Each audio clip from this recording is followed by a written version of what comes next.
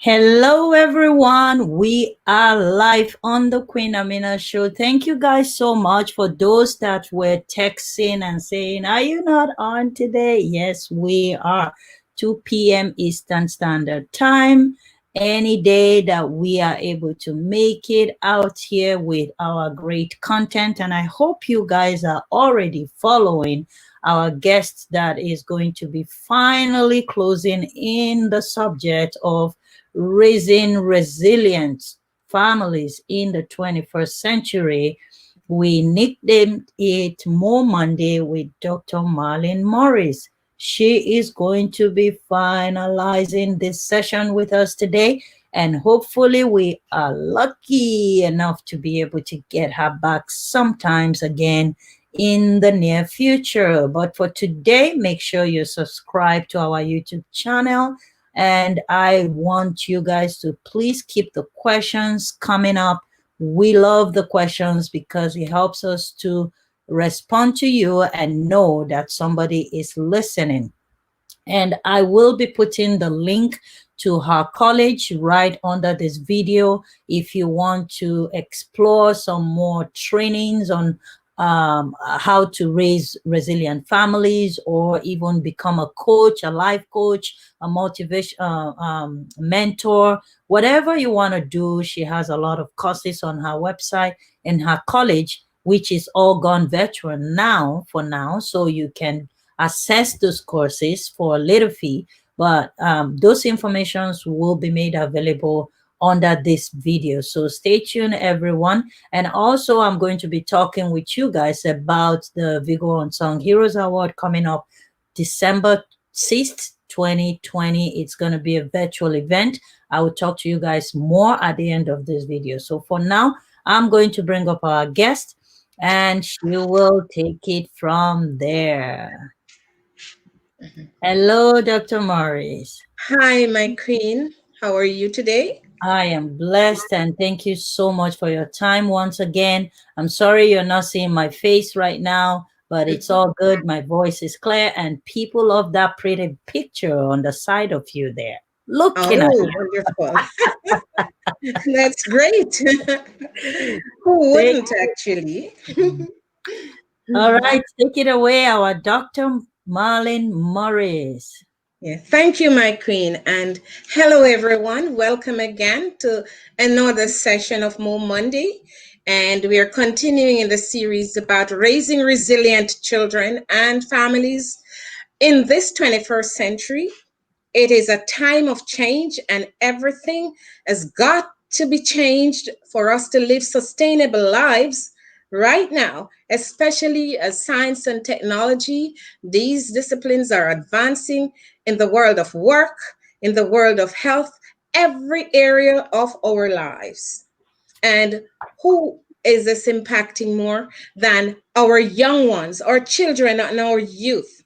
Okay. And so we have a responsibility to make sure that we raise them resiliently so that they will be successful in their academics, in their career, and in their lives to come. After all, they are the new generation. That is, they're going to take over from us older ones. And so we want to be assured that we are raising them well, that they can cope, right, in this life with all that is being thrown at them right now. And you can see it clearly based on the impact of COVID right now on our youth and our children. And the research is showing that they are suffering, by the way.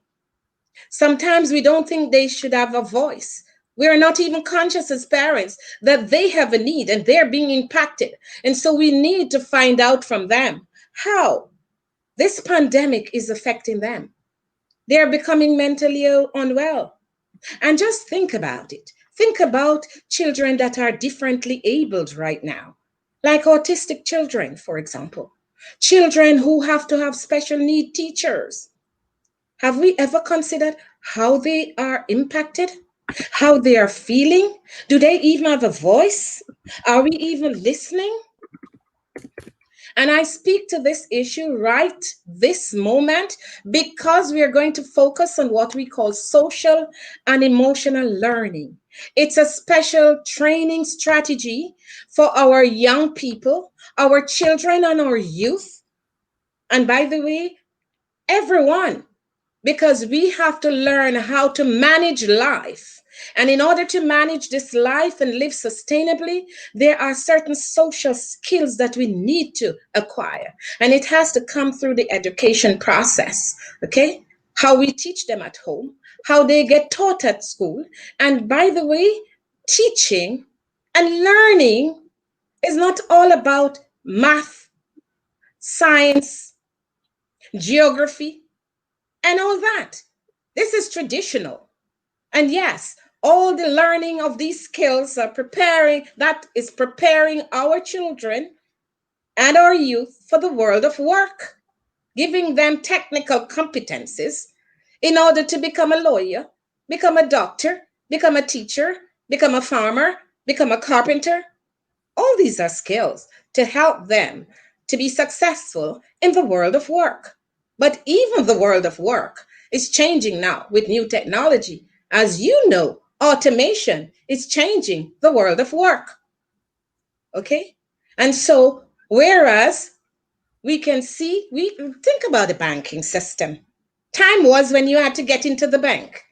Time was when you had to do on your banking inside. Now you do it online. Now you go to the till. The machine takes care of everything for you. Just think about it. That's a little glimpse into the future. And you see driverless cars as well. This is an amazing moment in time. And therefore, we all need to think again, question what is happening, and identify how strategies where we can raise our children and our youth to be successful in this changing world of the 21st century. Okay, so today I'm going to focus on social and emotional learning. These are new life skills that are necessary at this point in time that we call the fourth industrial revolution. That is how things are changing. We have 5G technologies, we have the smartphone, all that and more. And many of us are still behind. We're being left behind. Some of us as parents and grandparents, right? Now is a call to action where we all must take responsibility for the success of the next generation. Okay? We all have a part to play. Okay? What is going to happen in the world in this century and beyond? Okay? When we get uncomfortable, we focus on how to feel better, don't we? And to take ourselves out of such situation. Are you feeling uncomfortable? Do you see your children right now? Look at what is happening with COVID. We are teaching them online, virtual learning, virtual classes. And a lot of us as parents are not equipped to be able to master it and handle it well. But this too has got to change, because I dare say online learning is here to stay, and it's going to grow more and more.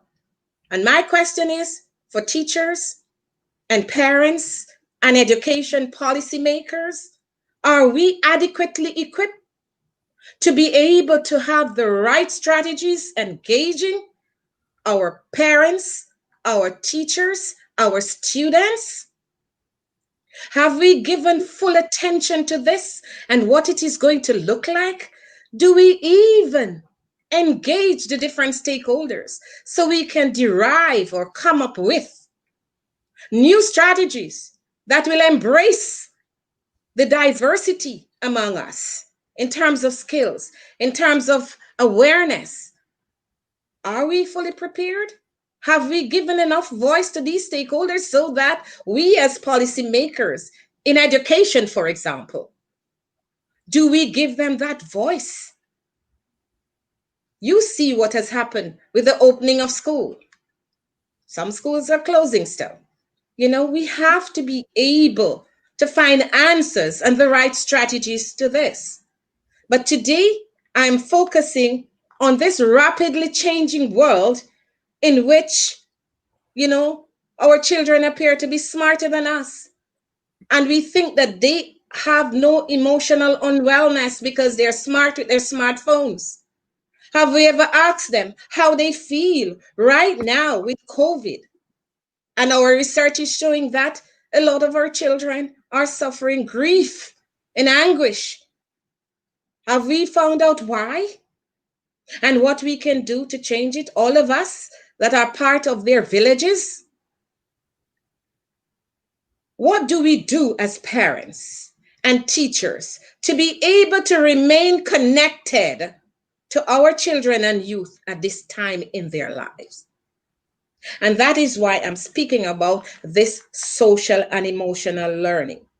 For today's youth and some adult learners too, it is an imperative, very important, that the opportunities to critically engage and train in new competencies that are required right now, cultural competencies, right? Understanding human dignity, the importance of understanding class, race, cultures, okay? The color of your skin, even. Racism, anti-racism, all of that is topical right now. And we need to ask ourselves, how can we get involved to the extent that we contribute positively to a changing environment in which everyone respects everyone else, no matter what culture, class, or creed? We live in a multicultural world, right here in Canada, many cultures. And yet, we are not sufficiently informed as to how we need to show respect for each culture, each class, each creed, even their religion. Because, and if for nothing, because we live in a shared space that we call this earth, right here, where we all have to live together because we are sharing in this environment. Okay? And therefore, all of us have a responsibility, a social responsibility, to ensure that we contribute positively, right, to ensuring that we respect each other, because it is all about respecting human dignity and self worth. It is inalienable. You can't take it away. We need to respect it so that we all can live in peace and harmony in this space we call Earth and right here in Canada. Okay? So please, this is what we are looking at now to see how we can change the education paradigm, how we train and educate our children and our youth to take over and be responsible in the changing world. They are going to be tomorrow's leaders and managers and political directorates, okay, people. So we need to make sure that we engage to make them resilient, not only in academics, but the career they choose, the world of work, what it should look like.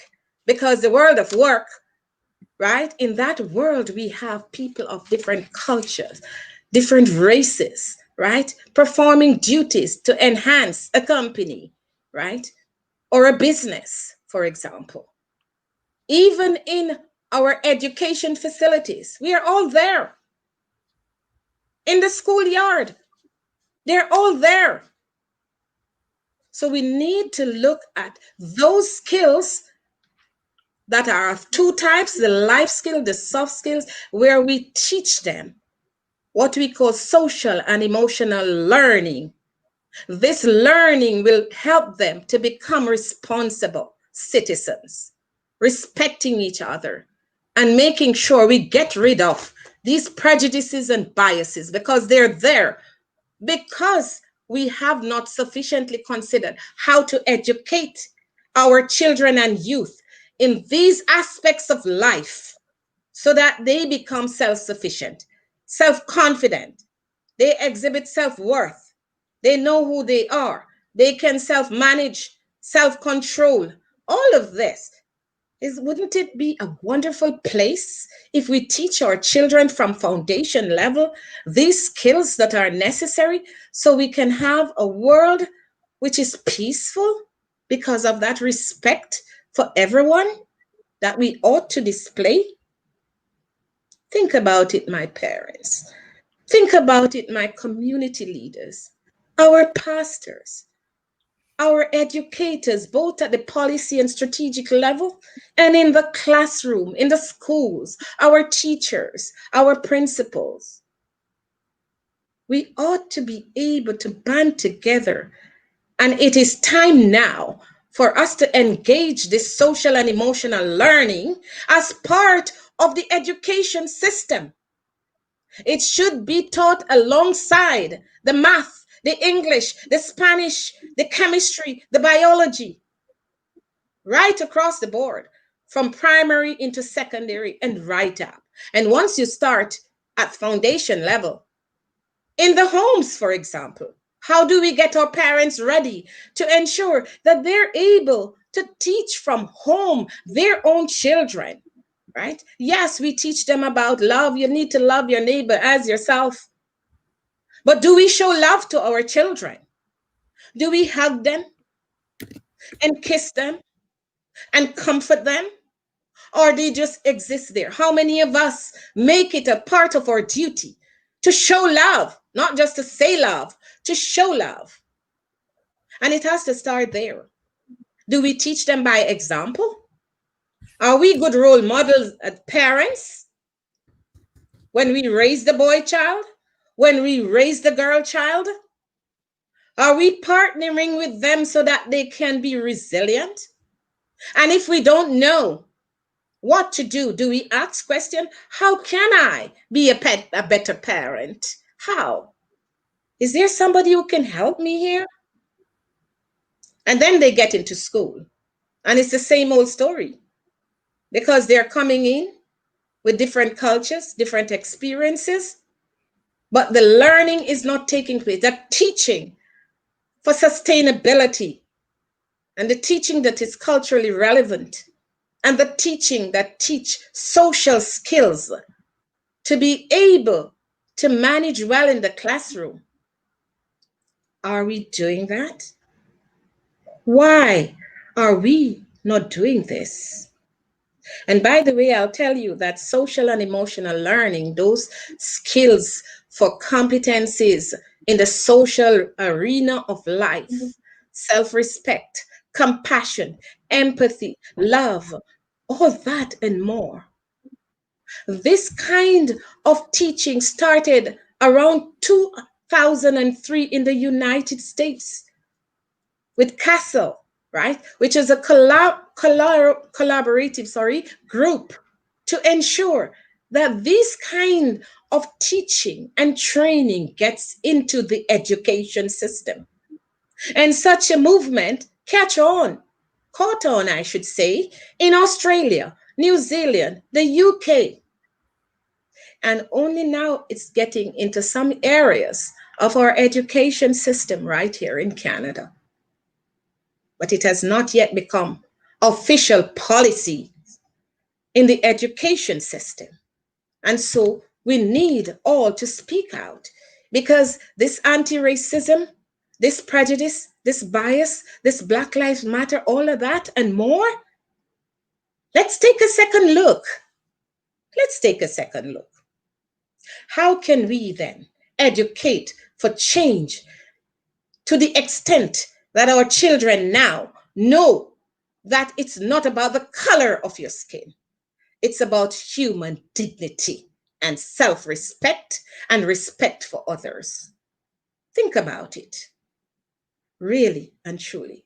I belong to that group of social and emotional learning purpose persons, right? I am a teacher for social responsibility. And we have a group of people, they're educators for social responsibility. We take on the important task of raising and teaching social and emotional learning, right, for children and their parents.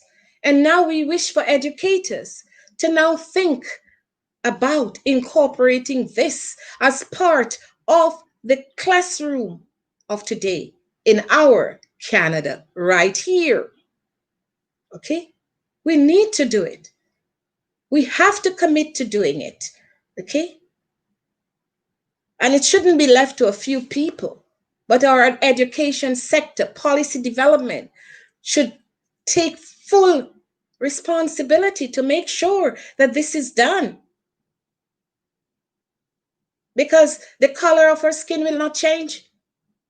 Our race, our religion, our economic situation, our social situation are all there. But we need to be able to navigate, to understand, to encourage that change in relationship that we seek so that we can all live in this world harmoniously. It's not hard when you really think about it. Seriously. Okay? So this social and emotional learning educators, they are influenced by Castleworth of 2003. And I'm pushing for us here in Canada to take on full responsibility to ensure that our education system is not only recognizing the technical discipline to prepare our children for the world of work, but we prepare them for global citizenship and civic responsibility. That should be part of the learning environment. And somehow we need to find ways to incorporate this in our curriculum, in the primary school, teaching cultural competencies and social and emotional learning skills so that our children and youth can be responsible, right, for each other. The rights of everyone should be top priority. Teaching our children and youth about rights and responsibility, right? And how we treat each other. This is the prerequisite for a harmonious world. And yes, it may sound like utopia. How can we? We'll never have peace in the world. But I am charging you with the responsibility of ensuring that we can find at least some modicum of peace in our little corner of the world, even from in our homes, where children are learning right there how to be citizens, how to be good persons. They ought to do this. And so, as parents, we ought to be role model. We ought to teach them those social skills that will help them to be resilient. And as I said before, if we don't know, we should go to find out how we can do this. Okay? So that is very important for me, and that is what we want to focus on today. And as I'm saying, we need therefore to promote the rethinking of existing education systems, to promote and apply disciplines, right, of social learning, right, in the classroom, in the home. And it cannot be just out of the blue. It has to be strategically and inputted into the programming of our school systems, okay? Because we want them to be responsible. We want our children to be responsible.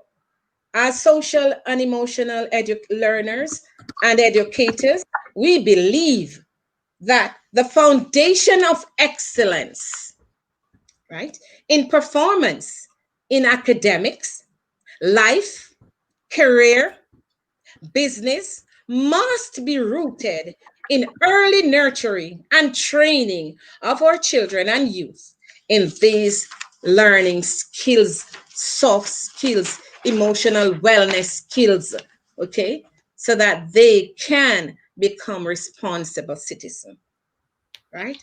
Exhibiting the right social behavior towards each other in the classroom, in the playground, in the malls, wherever they gather as people, right? We ought to be able to do that. Provide safe and supporting learning environment. We have to do that right there in the classroom, right? We need to provide that safe and supportive learning environment. These are conditions that are important to support academic discipline, physical, environmental development, you name it, respect, trusting, caring relationships throughout the school community, throughout our home community, throughout our larger community or townships or municipalities or neighborhood residential areas, right? Everywhere that people gather, we have to make sure that we build these kinds of positive behavior traits, positive social relationship, positive development, where everyone will feel comfortable and safe in whatever the environment is. And that also calls for what I call professional teaching framework, right? Where we have to look at the practice in the classroom, right? Here, we as teachers will impact lives, the ones that are sitting in front of us.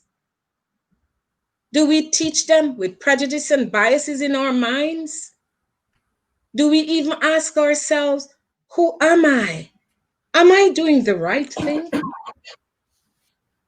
When I leave my home and I come into the classroom, and immediately I come into the classroom, I remember what happened in yesterday out of the school, in my family environment. I may be quarreling, I may be angry, and I come into the classroom with it and not respecting our children. And at the end of the day, I bark at them like little dogs. Pow, pow! We shout at them, we react rather than respond to them. And I'm saying time and time again, we have to now begin to re-educate our teachers in terms of education. And some teachers, don't get me wrong, they're very good. But there are others, who bring to the classroom their own problems and issues and challenges. So they do not even have time to think about those children in front of them. And they react rather than respond. So that teaching practice environment, we have got to look at it and see how we can help our teachers further to make sure that they're on the right path and that they are trained in social learning and understanding, because the way they respond, right, they are role models as well to those children. And if you're not a good role model, do you expect that they're going to respect you or even listen? Think about it. And I always say the teachers, they are coaches as well. They ought to be able to know when a child is not well. Being able to ask the right question with the counselors, how to help these children overcome issues and concerns that they may not be able to speak with parents about. We have to be there for them as partners in their education for resiliency. This is important, very, very important. And I really hope that once we finish this training or this engagement session, that you will want to ask yourself questions as well. Whether you're a parent, are you doing right by your child? And then you see, he's so unruly. He's not answering. He's rude. Why is he that? Why is he throwing a temper tantrum? Why is he beating on his sibling? Or why is she rude at me? I can't speak to this child. You see those very same questions you're asking yourself? Ask yourself, what have I done? What did I not do right? How can I make it better for Mary? Why is Mary reacting this way? Why is she doing this? As parents, you have a responsibility to find out so that you can build those social learning, right? Training them to be able to manage themselves, love themselves, build self-confidence.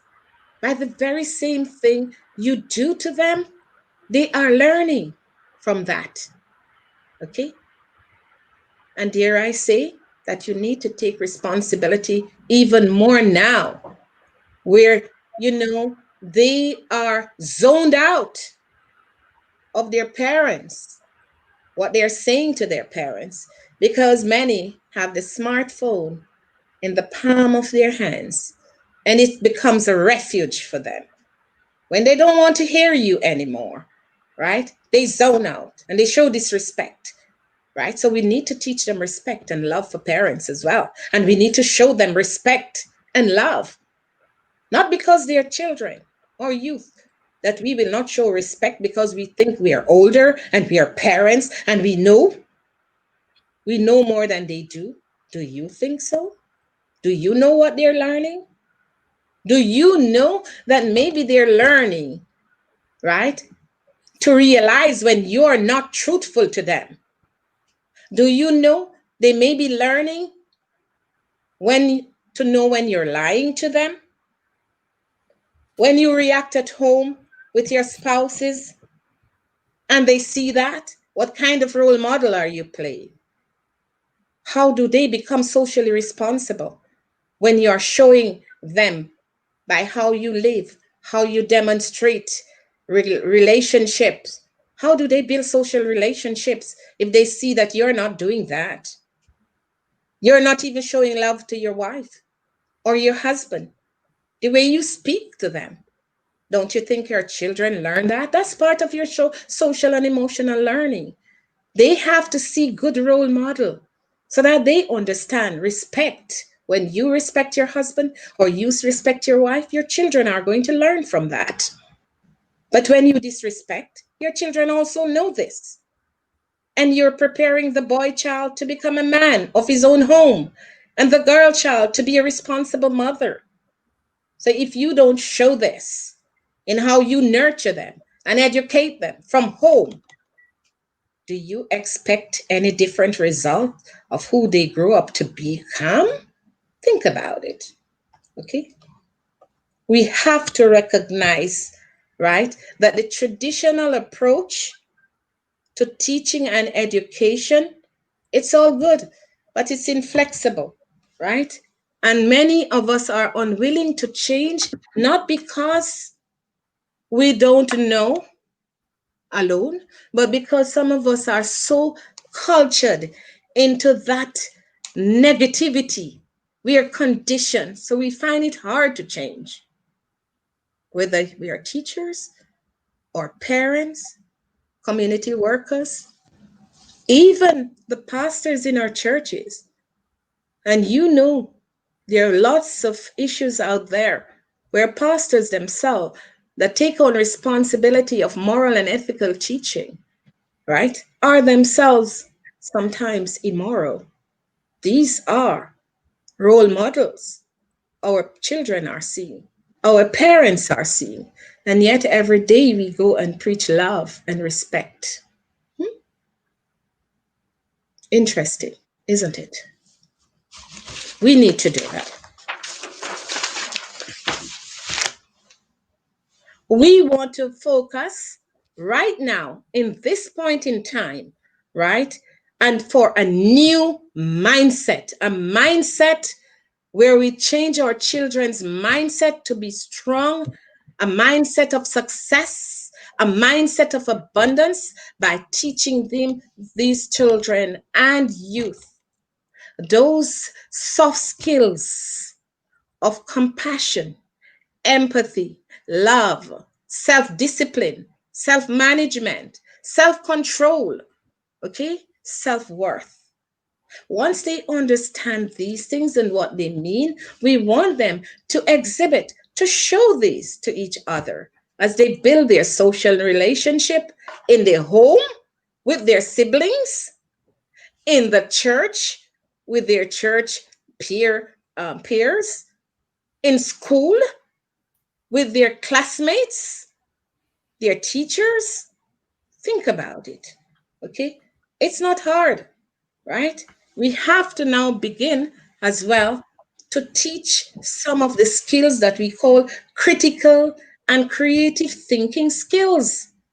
That's part of the social learning. In fact, the world of work now demands, right, that we train our youth, right, into becoming creative and critical thinkers, so that when they go out there in the world of work to get a job, if they cannot convince the interviewer, their potential bosses, that they can think critically and they're innovative, they would not have the cutting edge to land the job. Think about it. And by the way, creativity, innovation, critical thinking, these are also skills that our children, right, and youth ought to develop or be exposed to. And where else than in the school system, where we teach them collaborative skills, how they do assignments, right? Because there are many pathways to learning, right? There are many answers to different problems and solutions to different problems. And we as teachers ought to engage our students into collaborative thinking, right? Cooperation, right? And problem solving skills as well. Because the world of work is never going to be ever the same again. Okay, so we need to get them mentally prepared with this to be able to have the cutting edge when they go out to be interviewed for particular jobs. Think about it. Okay, this will improve their chances of being hired. When they come in, they should be able to convince the manager interviewing them that they are good for this job. They're the best candidate, not because they have an A in chemistry, but they are able to convince the interviewer for this job that they have the social and emotional learning skills, compassion, empathy, critical thinking, all these desired skills to live in this 21st century, for them to be able to land the job. And it's important, right, for this because they will develop new ideas for transforming lives, okay, transforming even the work environment. They have to become children and youth leaning into adulthood where they are life changers for the better. And many times, in bringing about change, positive change in lives of them, their own lives and lives of others, require that they be critical thinkers and they be engaged in moral and ethical understanding and practices, right? Where they engage in a situation of trust, developing positive social relationship both inside and outside the workplace and in their homes, so that they will become responsible citizens in a globalizing world where you are everywhere within minutes, seconds even, especially when you use advanced technology of the smartphone. Think about it. These are very important times in the history of humanity, and no child should be left behind. No family should be left behind. Okay? No classroom with these powerful students with their lived experience should not be considered. They have to be considered because the classroom space is a learning space for both teachers and students. That's the new paradigm. It's not a top down approach anymore where the teacher gives the knowledge and they regurgitate it. They learn it by rote and they come back in the classroom and they sit an exam and it's recalled. And then we say, yes, they did well. They got a high score of above 80. A students. But think about it. Ask them these critical questions about respect and love and understanding. That child who will score 90% may be a child who does not know how to live resiliently. He may not even know how to love others and respect others because he's only focused on the academic excellence of in his biology, in his mathematics, in his engineering, but his social skills are nowhere. And yet, he has to live in this world where he will respect everyone, from whatever class, whatever religion, because we live in a multicultural society. And we can't get rid of that. It's there to stay forever. And so we have to learn and teach our children how to live in this diverse world with the unity of action. Okay? I'll take a break at the moment. Thank you so much, Dr. Morris.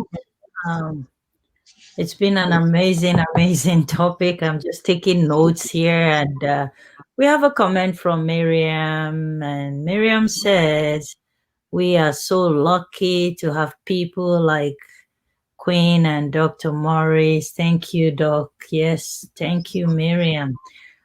Thank you guys so much for watching. Like I said again, you need to connect with Dr. Marlene Morris for more trainings. The college website and link to access the website will be posted under the broadcast. Once we are done, please comment, and you have a special discount if you connect and sign up for any training through the Queen Amina show. She was kind enough to give us that privilege to allow people to connect through the Queen Amina show to her college. And if you indicate that you listen to one of her broadcasts on our show, you get a special discount. For more detail, she is going to tell us how to connect with her, and then we go to the final part of our today's broadcast. Take it away, my doctor. Oh, yes. Okay. So thank you kindly. And I'm always feeling so special to share. I think it's important to share knowledge with others, right? Because we do not live in a world by ourselves. And sometimes people need that knowledge so desperately, but they may not be able to afford. So for us, we do that. We do career enhancement programs, training programs. We also have a special unit, right, called the transformation coaching unit, where we coach one-on-one with our coaches, applying that to people as parents, women, young people, youth empowerment coaching. And we also train people to become coaches themselves. Certified master coach, transformation coach, certified master transformation coach. And this is all part of our Strategic Learning Alliance partnership for coaching, Strategic Learning Institute in California, right? So we do have a unit that has its own website. It's called drmarilenmorris.com, one word, right? And the unit is called Inspiring Life Solutions, where we teach you, right, to get well in terms of the different niches or target group, right? Whether you're a parent, whether you are a woman at risk, men at risk as well, believe it or not, we're not having sufficient conversation with our men folk so that we can raise the boy child resiliently, so that he will be one who will respect family views, right? And if you see the statistic, you know our men, our boy child, they are not doing as well as the girl child. And the question is why? Are we raising them to be strong men that value that virtuous woman, the family even? Think about it. So transformation coaching website is drmarilenmorris.com.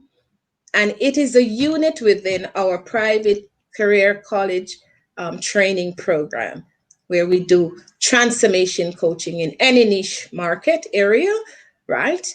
As well as one-on-one coaching. So check us out. And you may also send me, right, an email at docmorris.com, DOCMMORRIS @gmail.com. Gets to me very quickly. I'm always there to serve you. I really want to serve you because when you are trained and you see, you build that consciousness, you're going to impact other lives because one person cannot do it alone. It takes all of us together to impact the change we need in this world, the positive outcome that we all seek. So I will carry on, my queen, and I will look at education and knowledge transfer. How do we do this, and what should we should seek to do, right? So the first thing is to encourage collaboration, integration of skills for efficiency in the education system. And when we say integration of skills, we're talking about finding a way to include social and emotional learning skills in the curriculum of schools, right? So that while they are being trained in the hardcore skills of their subject discipline, if they want to do engineering, creative arts, literature, sociology, all that and more, right? That alongside from primary school right up, we should find a way in which we can incorporate those soft life important skills, life sustainable life skills, right? For living life abundantly and having the right mindset to impact our world for positive changes and positive development. That should be part of the education system from day one, right? From primary school. Okay? We have to do this. We all owe that responsibility. We owe it to our children as the future leaders, right? That are going to take on the responsibility of education, educating the new generation to come. All right? We will be gone, but we should leave that legacy, right? And feel comfortable that we are building a new world where others, the new generation will respect human dignity. Seriously. So we need to forge that collaboration and we have to start it with the partnerships. Parent to parent partnership, parent to teachers partnership, right? Parent to school. And by the way, wouldn't it be a wonderful thing when we have parent teachers meeting that we don't speak about this discipline only of our children, but educate our parents to partner with us as well, so that together parents and teachers and school are of one accord in raising these children for successful future and raising them resiliently. Okay, so we need to be able to do that. Okay, and I want to say that there are very deliberate strategies that we need to employ, right? And while I may not have all the time to do it today, but you can write to me, right? I can tell you in detail some of these strategies. And when we come back with Mo Monday, after about a month, we will be off for a while. When we come back, we will continue this conversation, right? We will continue this, right? So that we can help each other. And I'm there to make sure that whatever knowledge that I have that can help, right? I am passing it on to raise the level of consciousness so that you can begin to ask questions now. How can I participate? How can I do better by my children? Where do I go? What can you offer? We are all there to help you to do that. Okay. because that's what we were purposed to do, help humanity thrive, especially teachers and other educators and people who are taking on responsibility to raise children sustainably, for them to have sustainable living in this world, right? We have that responsibility, okay? Today, I am going to stop at that point, but before I go, I just want to focus quickly on the skills that you ought to ask. Parents are to ask teachers, right? And teachers need to focus on in this social and emotional learning paradigm that I'm speaking of, right? We need to be able to build the competencies and skill for our children to recognize and manage their emotion, develop themselves to be caring persons, so they grow into caring adults. We need to establish with them how to build positive relationships and trusting relationships so that they are not abused, right? How to recognize those relationships, how to recognize when they're being abused, right? And it begins with helping them, first of all, to find out who they are. And as I said many moons ago, that as parents, we ought to ask a central question: who is this child that I brought into this world? Because he came with his skills, passion, and talent already when he was conceived. And you're custodian. You ought to find out, ask him question, be his ally, be his partner, right? So that you can guide him accordingly. Because sometimes we don't even know their skills and passion, or we don't even ask them, right? And when they show us different, that this is what they want to be, we deny them. We deny them. No, you will not be that. This is what I say. I'm your parent. This strong handedness and reactive responses do not go well. They do not go well with our children. We need to spend time with finding out from them, asking them questions, how they feel, what they would like, how they feel about a particular thing, you know. An event is taking place. Ask them question. Johnny, what do you think of this?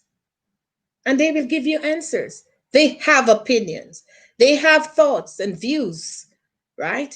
So we must help them to express these because, as I said, we learn from our children as well. Teachers learn from their students as well. It's a two-way learning process, right? That will help us through this journey of life. Okay? So we need to be able to do that, help them to make responsible decisions, right? And most of the time, you can teach by examples. And when you have family discussion, don't leave them out, especially when they are teenagers. Involve them in the discussion. What do you think, Johnny? This is what we're thinking. What do you think? Give them a chance to be part of the family unit and the partnership in the family, right? And sometimes you will gather knowledge that you didn't even know because they're out there with their peers and they're hearing. And they will tell you, mommy, Johnny's father is not nice to Johnny. And then you ask why? Oh, he beats Johnny, right? He denies Johnny pocket money or whatever it is. So what's your role? Your role is, well, you have to help Johnny, help him to overcome what he's feeling, talk to him kindly, show him love, because, he needs that. And you need to help him to understand who he is and show him love, show him compassion, right? Care for him. Do you know then that your son is helping to change Johnny's world? Yes, even your son can do that to his pair because of how you nurture him, to take responsibility, to show love and a caring relationship, building social relationship with his friends that are trusting, kind, loving, and understanding. And yes, he will go back out there and tell his friend, Johnny, I think, you need to show love to your dad. He didn't mean all of that, but I love you. I care about you. Okay. I will always be there for you. Your son is now a teacher, Johnny's teacher, because he's showing empathy and compassion for Johnny. And what he shows for Johnny is going to resonate with Johnny. It's going to click with Johnny. Oh, my friend Dean, he's so nice to me. I wasn't feeling well, but he was there for me, making me feel better. Think about this, okay? We need to be able to respect each other and help our children to respect the members in their groups. All right? So I think today we will stop there and just with one final word, that remember these words always. Self-management. We have to teach our children how to manage themselves. Self-control. We ought to teach that. Self-awareness. Who am I in terms of what I like and what I don't like? You have to help them there. You have to teach them that they're worthy and very special. That's self-worth. Teach them to look in the mirror, right? And say, I am Johnny. I like you, Johnny. I love myself, right? When they learn to love themselves, they will truly learn to love others, okay? And that's very important. It builds self-esteem as well, right?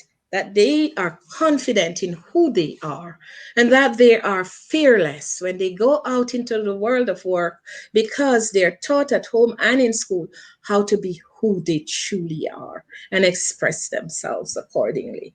Okay? I will leave you with that at the moment. I hope I was able to at least raise some consciousness or awareness.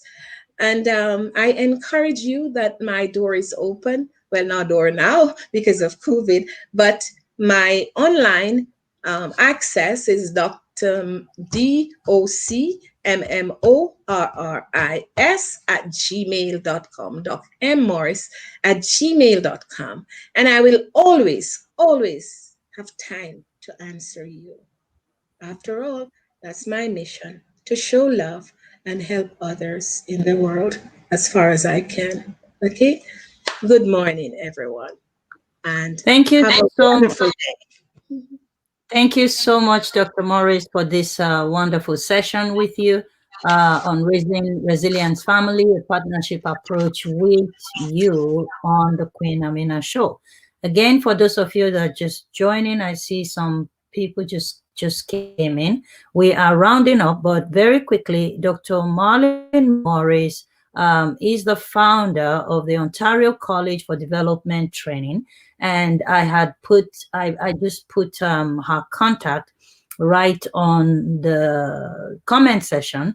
So you can contact her, like she said, via email, info@ontariocollegetraining.org, or the Gmail account she just left. I didn't catch it. Yeah. So you guys can just listen to the broadcast again and just take detailed information from there to how to connect with Dr. Marlon Morris.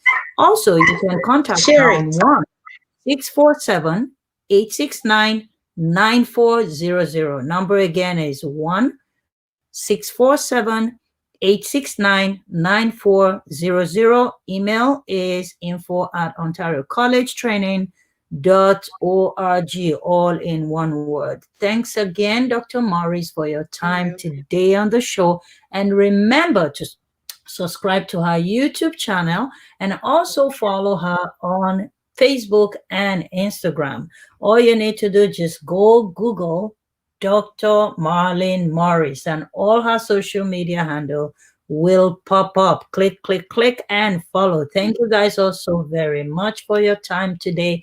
And we would see you guys tomorrow, 2 p.m. Eastern Standard Time, live on the Queen Amina Show. Thank you, Dr. Morris.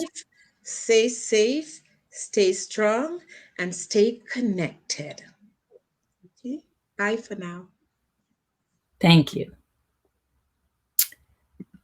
All right, guys, can everyone hear me? Yes, I think you can hear me.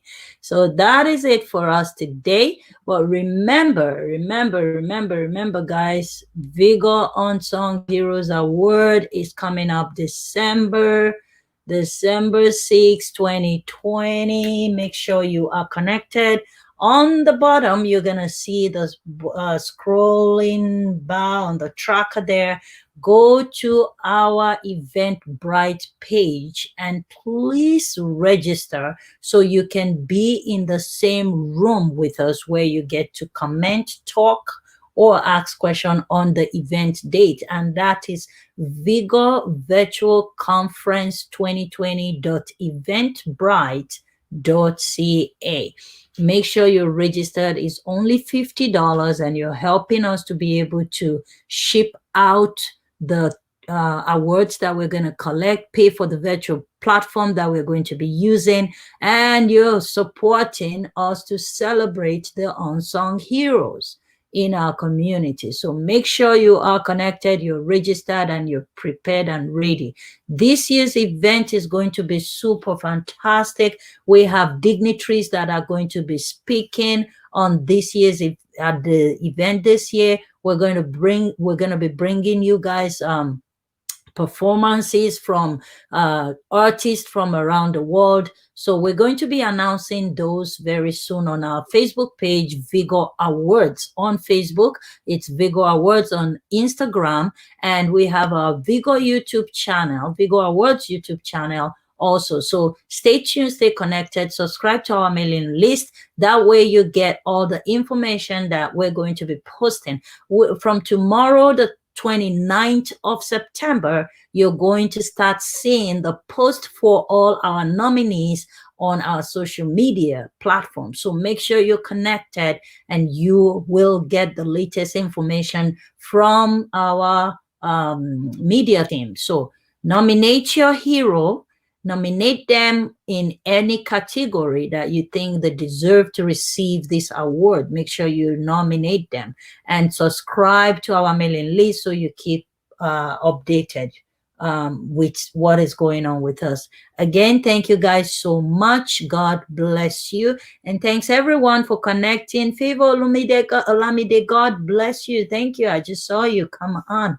And we are finished broadcasting today. But please go back by all means. Listen to the broadcast and it would bless you or someone that you know. The Lord bless you. Keep smiling, keep watching, and keep sharing the Queen Amina Show broadcast.